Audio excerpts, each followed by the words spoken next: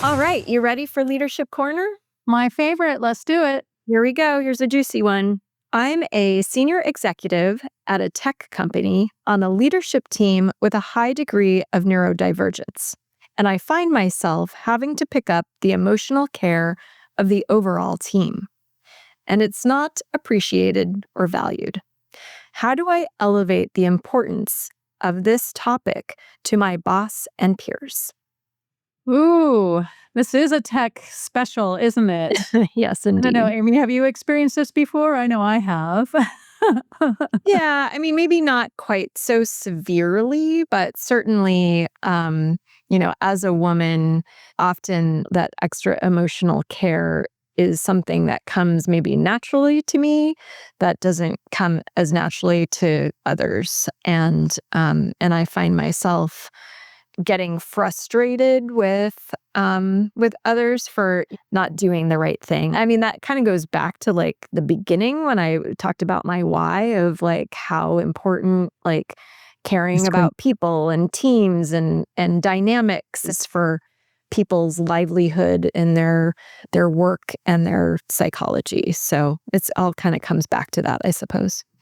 So what was interesting about this question to me was it was brought to me by a man, which was real eye-opening for me, and also a good reminder, because back to your point, I have observed this so much in my career, and I've mostly chalked this up to being the woman in the room. And certainly I know that so many women, especially earlier in their career, end up being tapped for any of the nurturing and caregiving responsibilities.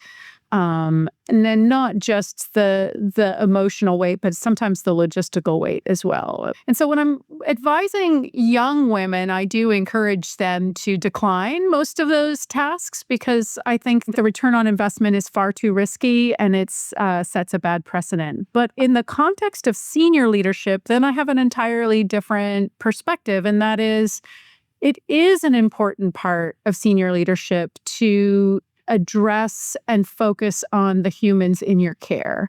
It is not sufficient to just focus on the operational or functional pieces of the role.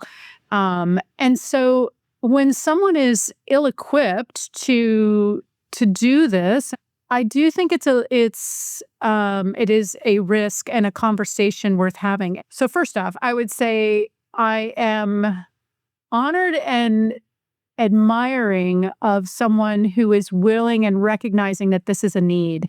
And I believe that when you're in a senior leadership position and you weigh the cost benefit, I do think you need to step in and fill that gap, because it's just an unfair burden for the people in your collective care to not have someone who is feeling the feelings of the team and trying to understand where they are emotionally and how you can help them, especially in this moment where we're doing so much change and transformation.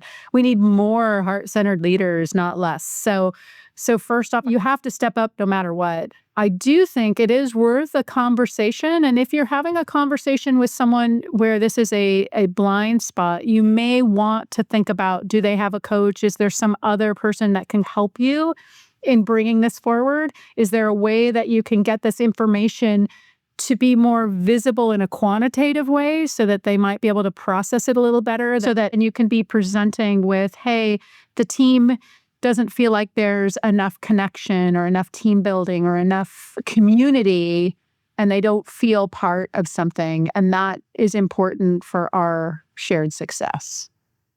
Yeah, I guess the issue though is that they don't necessarily think that. The fact that people are complaining about it is just a nuisance versus it actually affecting the work output, but getting that quantitative connection between how people are feeling and how they're producing is rather tricky.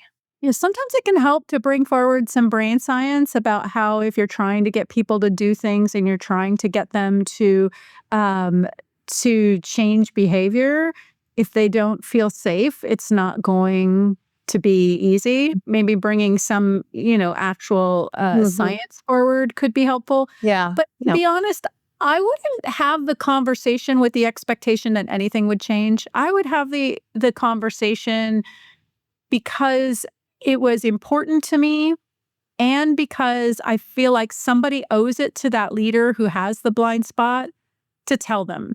They're probably not going to be able to hear it, but you owe it to yourself to be the one that said it because you're the one that's covering those gaps. And they may not appreciate it, but it's the right thing to do. Being the person that is willing to tell people the hard thing, it's important. It matters. So. That's beautiful. All right. Well, that's a All wrap. right, we did folks. it. Yeah. Thanks so We're much, back. everyone, for joining us in season 1 and now joining us in season 2. Let us know what things you want to hear from us about, like which of these threads is the most interesting to you. And do send those Leadership Corner questions too. Yes. Thank you, everyone. Let's invent the future together. I believe in us. Let's make every day count.